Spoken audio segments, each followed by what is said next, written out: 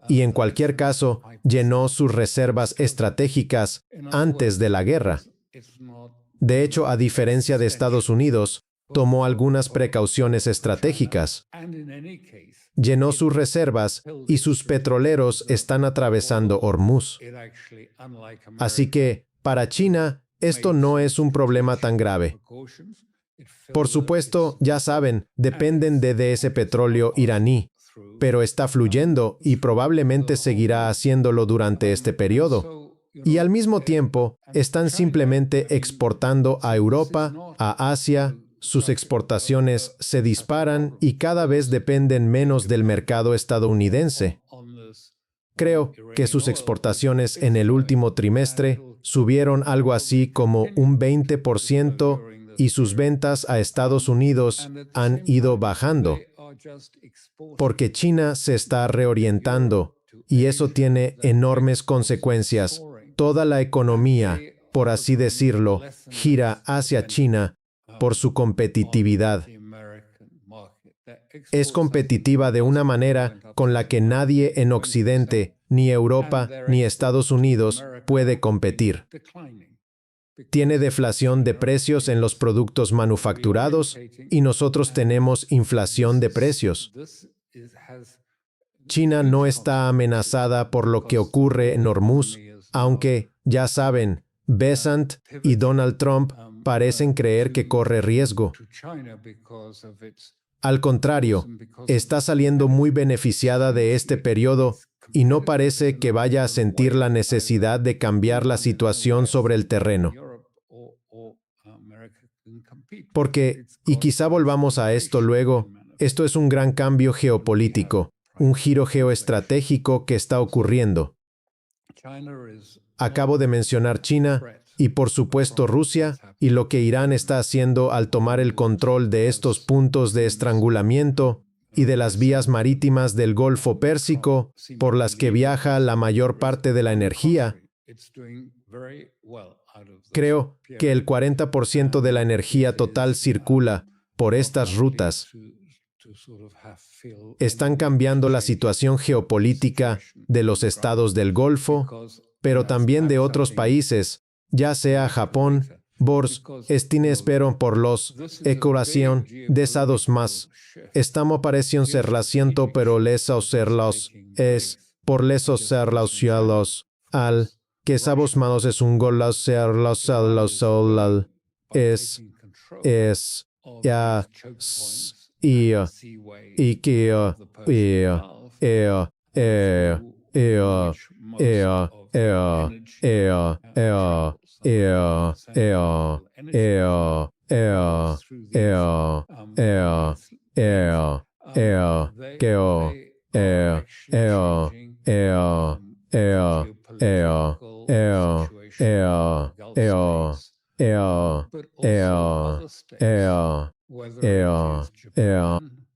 Taiwán, Corea del Sur, todos ellos mucho más dependientes del petróleo, y la India y Pakistán. Ahora, por el momento Irán ha estado permitiendo que India opere sus petroleros, a pesar de que Modi fue y, de algún modo, mostró su apoyo a Israel en una exhibición extraordinaria de subordinación a Israel justo antes de que empezara la guerra. Sin embargo, Irán sigue permitiendo a India. Creo que es una decisión política para intentar, ya saben, no aprovecharse del mal juicio de India, sino tratar de devolverla al grupo Brasil, Rusia, India, China y Sudáfrica, del que, evidentemente, parecía alejarse, no formalmente, pero sí en sentido político. Ayer, Donald Trump dijo que estaba totalmente sorprendido por los ataques iraníes contra bases estadounidenses, contra estos estados árabes del Golfo Pérsico, e incluso preguntó a las personas a su alrededor, a algunos de los miembros de su administración, Dijo que todos estábamos sorprendidos por esos ataques y por la forma en que Irán respondió. Por otro lado, dijo algo más. Está sorprendido de que el Reino Unido y su primer ministro no quieran participar en la coalición que él intenta formar para enfrentarse al ejército iraní y al cuerpo de guardianes de la Revolución Islámica y abrir el estrecho de Hormuz. Y no se trata solo del Reino Unido, se oyen diferentes voces en los países europeos. Por ejemplo, Merz dijo que esto no es una guerra de la Organización del Tratado del Atlántico Norte.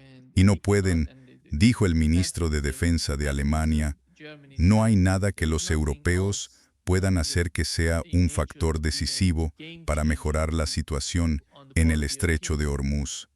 Por eso no ven una opción viable para que los europeos formen parte de eso.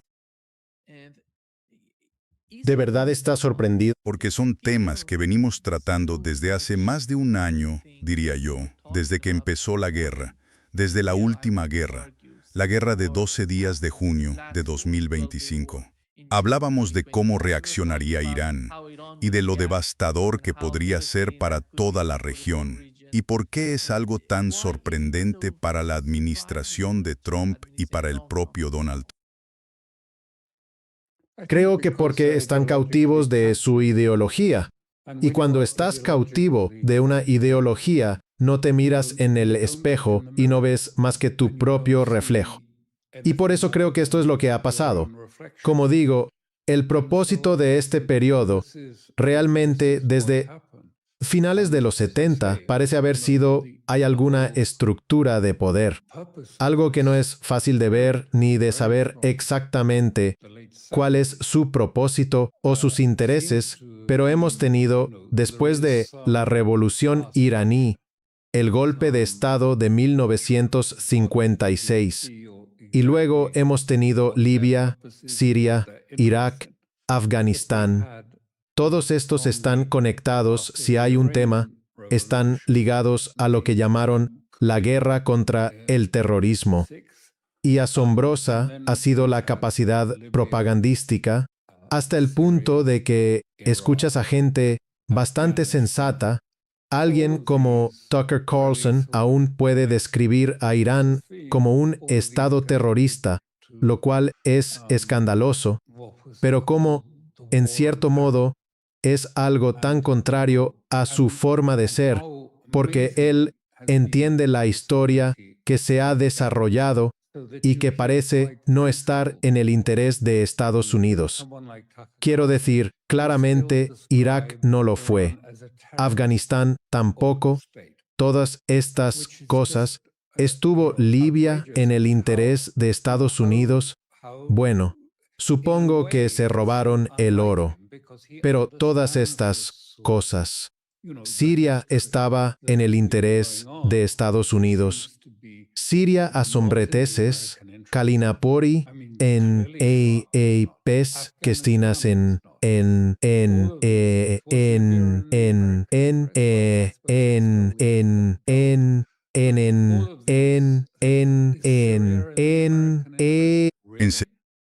Quiero decir, ¿qué hay detrás de todo esto?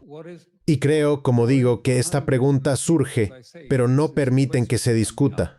Y esto está bastante claro en Estados Unidos. Cualquiera que quiera plantear la pregunta de por qué es del interés de Estados Unidos implicarse en esto, eso atacado verbalmente o de otras maneras, criticado por tomar una postura que se describe como antiestadounidense o hostil a los intereses.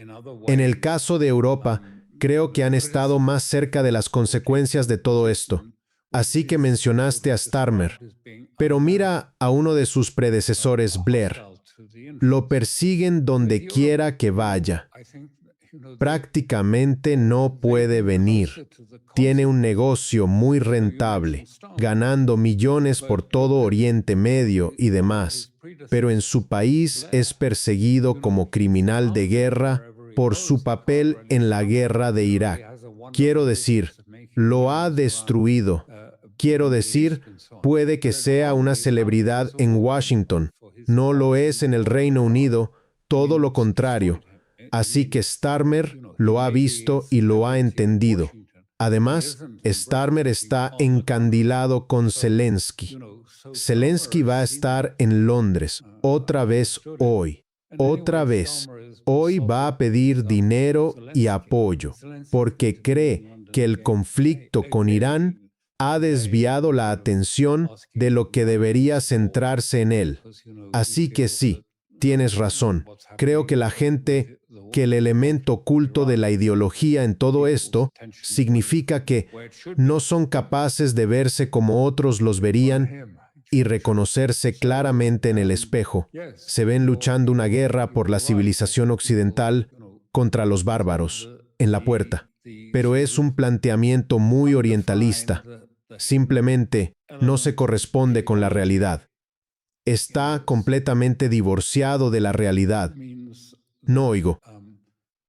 Es fuegos econdidies, es feli espondi pasedieste naloshope tes, es felile tisiesti que es fele es tes te tes te te es te te te te te tes te te te te te te te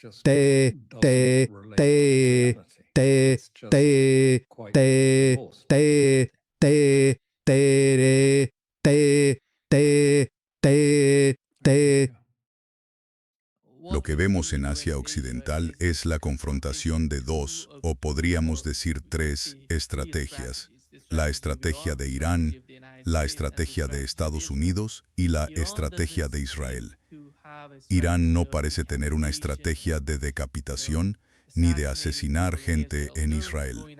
Van a por puntos estratégicos, bases militares y eso, centros de toma de decisiones en Israel o en el Golfo Pérsico y la sede de la Agencia Central de Inteligencia en el Golfo Pérsico. En cambio, por otra parte, se aprecia cierta división entre Estados Unidos e Israel en cuanto a su estrategia. Estados Unidos quiere algún tipo de cambio de régimen, lo mismo que ocurrió en Venezuela. Donald Trump obviamente lo está planteando. Quiere a alguien dentro de Irán que dirija, que gobierne el país como en Venezuela, como está pasando en Venezuela. Por otro lado, está el Estado de Israel. Para Benjamin Netanyahu y su administración, quieren destruir Irán. No les importa quién venga después ni quién vaya a liderar el país. Quieren destruir Irán y debilitarlo al máximo. ¿Cómo comprende usted lo que está ocurriendo en términos de las estrategias de estos actores, el iraní, el estadounidense y el israelí? Creo que, como usted dice, los objetivos iraníes me parecen bastante claros. El objetivo más importante es poner fin a este proceso. Creo que Kaleva lo dijo de conflicto. Luego viene la negociación, luego otra guerra, luego una tregua y otra vez la guerra, lo cual ha sido debilitante y agotador, sobre todo para el bienestar de los iraníes comunes, no de las élites, porque el desgaste contra Irán ha sido continuo durante 47 años o algo así. Así que la meta es hacer imposible que alguien contemple otra guerra contra Irán después de esto. Esta guerra debería ser lo bastante disuasoria para que no haya otra guerra después, que no pase un periodo y 3 años después vuelva el conflicto y que Israel y Estados Unidos vuelvan a amenazar a Irán. Así que tiene que ser una guerra que logre ese objetivo. Creo que eso es una cosa. Relacionado con eso, obviamente la guerra solo puede acabar con el levantamiento completo de las sanciones, la devolución de los activos congelados a Irán y la aceptación de que esto es definitivo. Esta es la última guerra en ese contexto. Y después de eso, Irán podrá seguir su propio destino libremente. Creo que hay algunos objetivos secundarios de Irán.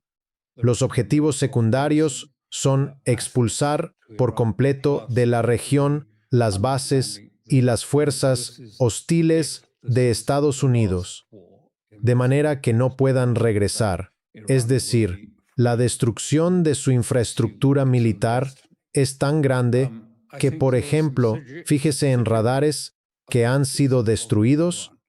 En la base Al-Udeid, por ejemplo, costó más de $1.000 millones. Ahora ha habido 5, creo, de distinto coste, no todos iguales, pero al menos 5 de estos radares. Pero el punto no es solo el coste. Los estadounidenses dicen que tardaría de 5 a 8 años en reemplazarlos, por el problema que tienen con las líneas de suministro y las tierras raras, todas las cosas que necesitan de China para hacerlo. Así que creo ese es el objetivo, lograr eso. Y creo que el objetivo secundario es poner a Irán al mando del Golfo Pérsico, de la arquitectura de seguridad y de la infraestructura de los corredores, tanto para el suministro de energía como para su tránsito. Y si eso se consigue, entonces, por supuesto, creo que implica un cambio completo en la postura política de los estados del Golfo. Security architecture and of the architecture for or the corridors for both supplying energy and for the passage of energy. And if that is achieved, then of course, I think it implies that there will be a complete change in political posture of Gulf states. Si tomas algo como los Emiratos Árabes Unidos, dependen completamente del estrecho de Hormuz. Bueno, está el puerto de Farsha, cerca de Omán, pero Irán atacó antes a un buque que intentaba cargar y lanzar un avión, y toda su comida llega por allí, a través del estrecho de Hormuz, así que les resulta muy difícil mantener esa postura hostil hacia Irán. Habría un cambio estratégico bastante importante allí. Masta Kshi.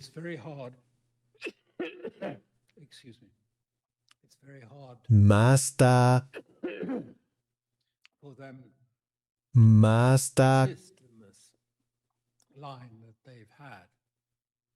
Masta. Masta. Alistair, ¿quieres tomar un sorbo de agua? Creo que eso ayuda. Sí. No sé si tengo. Está bien. Gracias. Perdón. Sí, esa perdón. Está... No.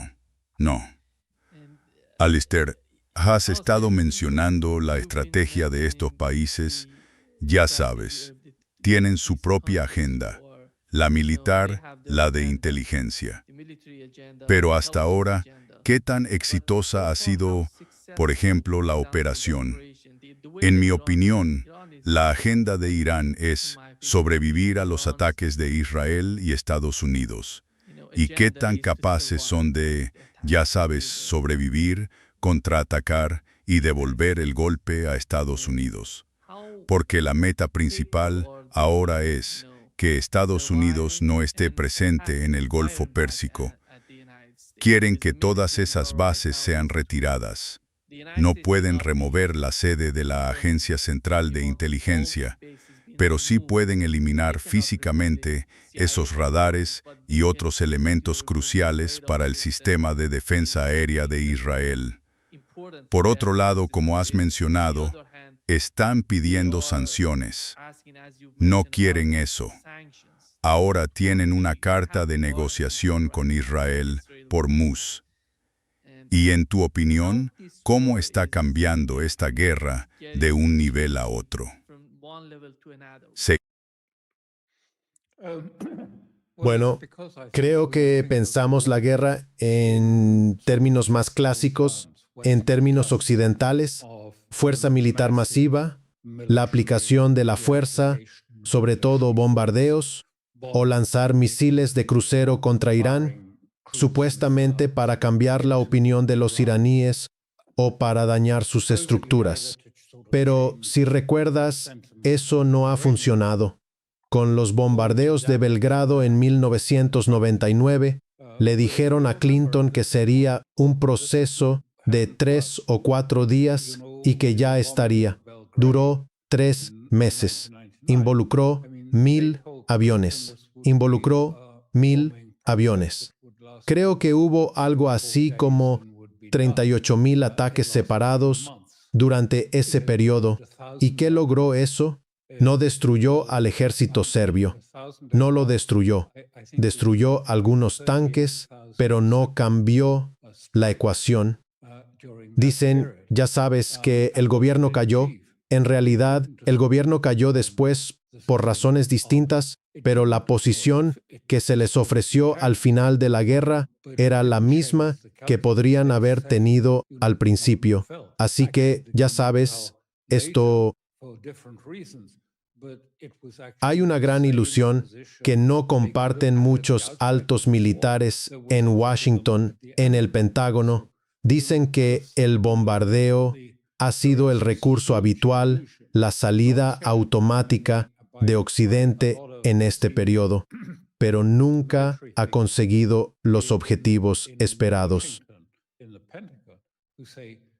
Así que Irán, desde 2003, desde la primera guerra de Irak, vio lo que pasó en Bagdad, la campaña Shock and Awe de Estados Unidos, bombardeos masivos, la destrucción del mando centralizado de Saddam Hussein.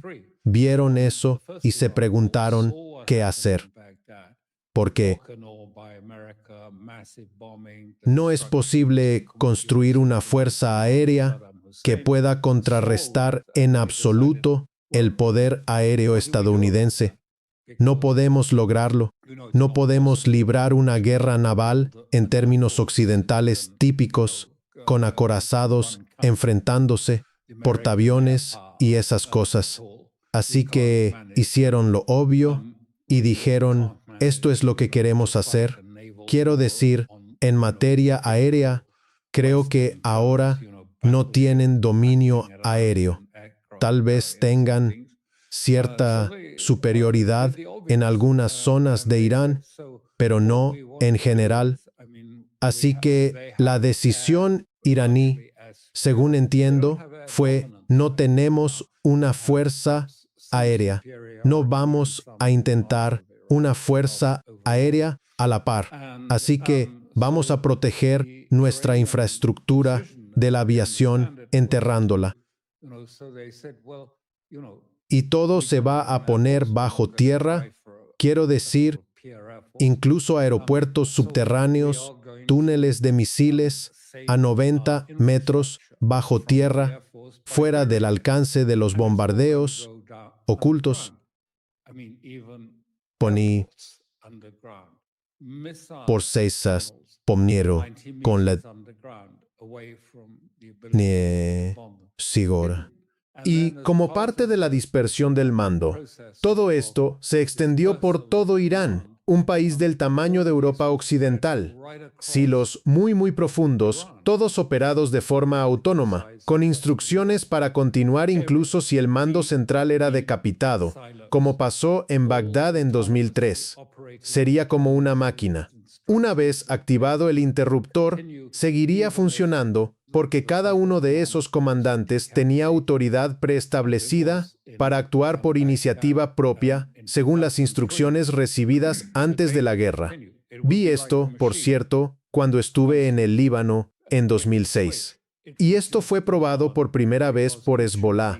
Y cada una de las distintas áreas, unidades del ejército si quieres, tenía instrucciones sobre su labor, y esas instrucciones continuarían incluso si hubiera un colapso total de las comunicaciones y del mando, y cooperaban con la sección de al lado, con la que estaba detrás o a su lado, pero no pedían instrucciones a Beirut, porque sabían qué debían hacer si Beirut era arrasada. Esto fue muy efectivo.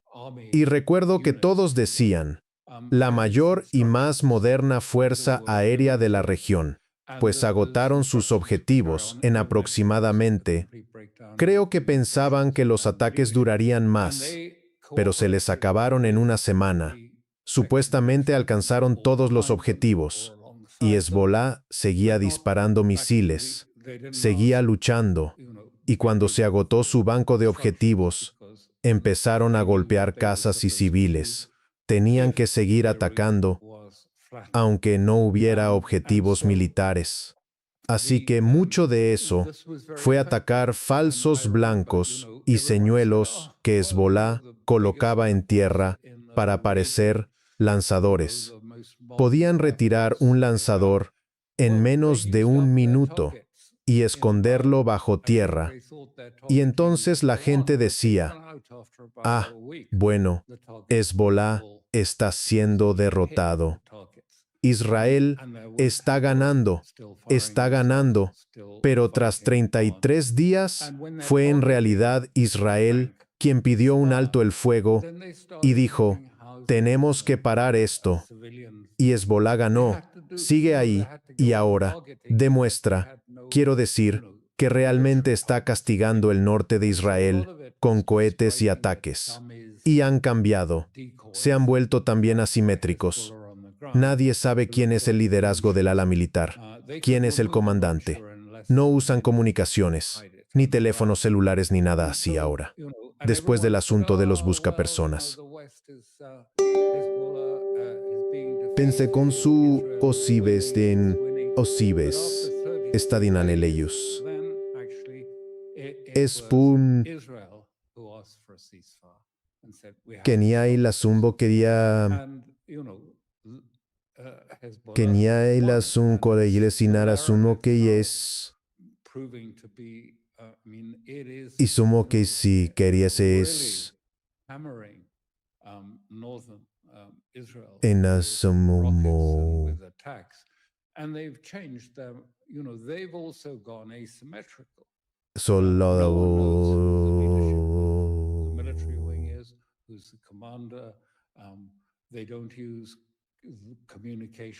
en Asumun. Y el propio Israel dice que ya no tienen ninguna visibilidad sobre Hezbolá y vuelven a las viejas tácticas de atacar y luego desaparecer. Hay un ataque, Israel sufre bajas y luego se esfuman. No están allí para que la fuerza aérea entre y arrase con todo, se han ido. Así que se está librando una guerra asimétrica y los hutíes podrían unirse. Y lo tenemos en Irak con los asadistas que están atacando, sobre todo en Erbil y esa zona donde Estados Unidos tiene una posición muy fuerte. Y mira lo que ha pasado con la zona verde, donde los estadounidenses han tenido que evacuar. Creo que es la embajada más grande o la segunda más grande que tienen en la región. Estamos en una guerra asimétrica y por eso es imposible hacer una especie de balance que signifique algo. Ya sabes. Sí. Estados Unidos e Israel han lanzado tantos misiles de crucero contra Irán. Pero, ¿cuál es el efecto? ¿Ha destruido el sistema de mando? No, por la doctrina mosaica, que ha sido difundir y diseminar el sistema de mando entre muchas autoridades distintas, con la gente teniendo sus propias estructuras de misiles, sus propias armas y la autoridad para usarlas en caso de la muerte o el asesinato de un líder supremo. Y eso fue lo que pasó cuando el líder supremo fue asesinado esa mañana de sábado. En una hora, toda la estructura había comenzado y empezó a atacar bases estadounidenses en el Golfo. Así que ya sabes, esta es una guerra diferente y a los occidentales les cuesta mucho comprenderla.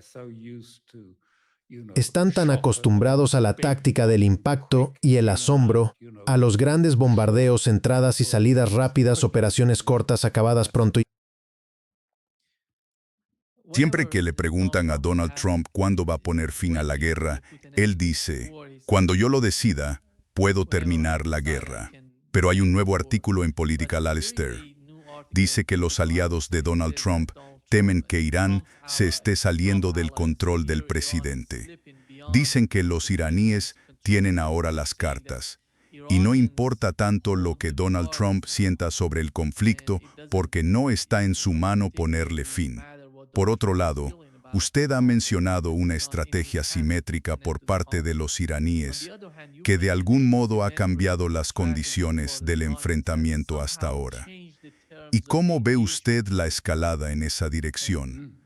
Porque de algún modo en Estados Unidos y en Israel, mucha gente argumenta que tal vez fuerzas terrestres podrían traer algún tipo de cambio al conjunto del campo de batalla. Creo que la mayoría de esos son tonterías. Otra vez, en la guerra asimétrica, Irán tiene una armada pequeña, pero no tiene fragatas, ni acorazados, ni cosas así. Ya sabe, esas cosas son vulnerables y fáciles. Quiero decir, por eso, ya sabe, los grupos de portaaviones se han quedado a casi 1000 kilómetros de Irán, porque saben lo vulnerables que son. Luego se acercan más a Irán. Pero lo que vemos es que, digamos, el control de Irán sobre Hormuz está determinado por varias capacidades que poseen. Primero, control básico del fuego. No desde la costa, sino desde atrás de las zonas costeras, el control de la artillería. Luego hay drones submarinos maniobrables, dirigibles, como torpedos muy rápidos que se desplazan por el agua a gran velocidad. Y luego están los drones de superficie, las lanchas rápidas. Creo que Irán tiene cientos de esas lanchas cargadas de explosivos que pueden dirigirse y zigzaguear al acercarse a un buque. Y hemos visto el efecto en un petrolero estadounidense que estalló en llamas. Entonces, ¿qué vas a hacer? Quiero decir, si intentas colocar una fragata estadounidense o europea para escoltar a un convoy, esas fragatas son completamente vulnerables a que una pequeña lancha de repente las ataque llena de explosivos. Quedarían destruidas. ¿Cuál es la respuesta a eso? No hay una respuesta fácil para estas amenazas submarinas. Todavía no las hemos visto usar, pero están ahí. Así que está lo submarino, entonces. Y luego, bueno, el punto medio, y Irán hace que el tráfico pase por ese punto, no por otras zonas cerca de las islas, está a algo así como 21 kilómetros. Así que esto queda dentro de un campo de fuego. Poner tropas sobre el terreno, quiero decir, esto es absurdo. Quiero decir, la extensión, corrígeme si me equivoco, de la costa iraní desde Hormuz hacia el Golfo es de unos 2000 kilómetros. Y se comienza así, dice que el punto cima está en X y cambiaría. Entonces vas a enviar 2500 soldados allí. Eso significa efectivamente un soldado por cada kilómetro.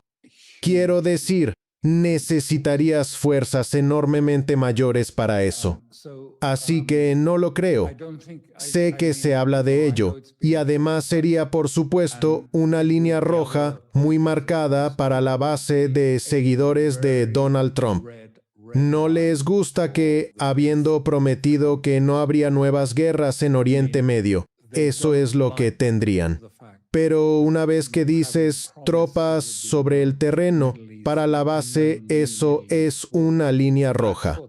Si Donald Trump quiere perder tanto la Cámara de Representantes como el Senado y acabar sometido a un proceso de destitución, creo que esto sería la forma de lograrlo, poner tropas sobre el terreno.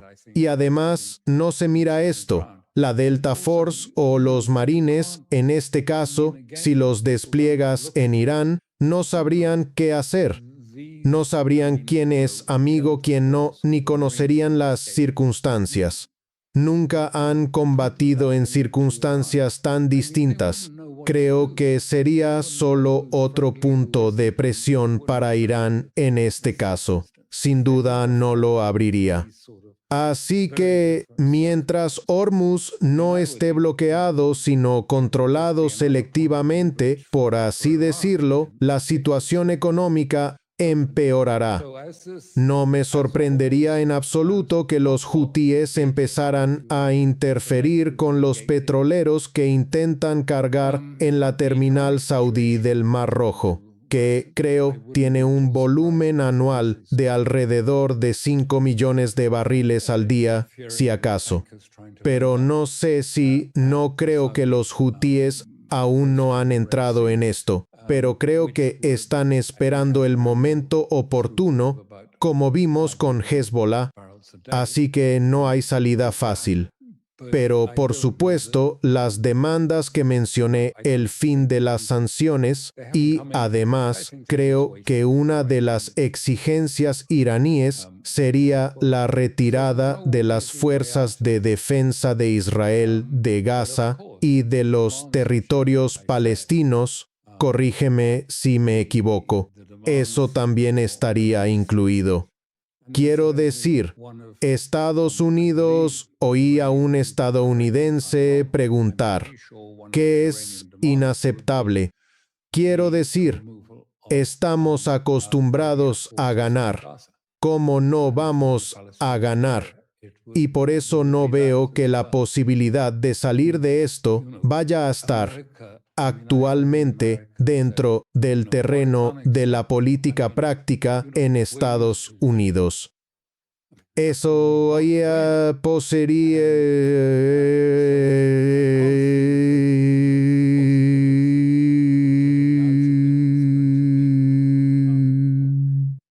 hablo sin las Hansela, que es inaceptable. Quiero decir. Antes de terminar, Alastair, cuando la desesperación llega tan lejos, mucha gente diría que Israel podría emplear armas nucleares contra Irán. Y en Irán, por otro lado, tenemos cambios en el liderazgo tras el asesinato del líder supremo. Y Irán podría revisar su política respecto a las armas nucleares para obtener algún tipo de disuasión. ¿Cómo lo ves? ¿Llegaría Israel tan lejos como para usar armas nucleares tácticas, digamos, bombas nucleares tácticas, o una bomba nuclear contra Irán? ¿Y cómo va a repercutir eso en Israel y en Estados Unidos? Quiero decir, es posible. Israel sí dispone de armas nucleares tácticas, algo de lo que Irán es muy consciente. Probablemente estén en uno de los 5 submarinos que posee Israel. Se los proporcionaron los alemanes. Es posible, y estoy seguro de que eso entra en los cálculos iraníes. También está Dimona, y otra cosa que no hemos visto, pero estoy convencido de que existe. No hemos visto todo su alcance, porque todas las armas que Irán ha usado han sido dosificadas con cuidado, han sido reservadas. Todavía no hemos visto las armas más potentes. y no sabemos cuáles son. Pero estoy bastante seguro de que Irán tiene otras armas que no hemos visto. Y, en cierto modo, hemos aprendido de Rusia. No es una comparación exacta que el misil Urezhnike ruso, en algunos aspectos, supera la utilidad de, por ejemplo, un arma nuclear. Quiero decir, estamos en una nueva era. Tiene la ventaja de ser muy preciso y de no provocar enormes daños colaterales ni arrasar el entorno. Así que el Sionic es, en cierto modo, un cambio en toda la estructura militar que tienen los rusos. No sé qué dispone Irán. No lo han mostrado. Digo que lo han estado reservando. Tienen un plan veraz: expulsar a Estados Unidos de sus bases en el Golfo. Tienen un segundo plan, otra fase: destruir los radares, dejar a Estados Unidos a ciegas, recurrir a señuelos y misiles. Otras formas para confundir a los estadounidenses. No he visto indicios de que los estadounidenses o los israelíes hablan de lanzamientos móviles. Yo no lo he visto y sería muy difícil de creer. No creo que siquiera sepan dónde están ubicados los silos de misiles.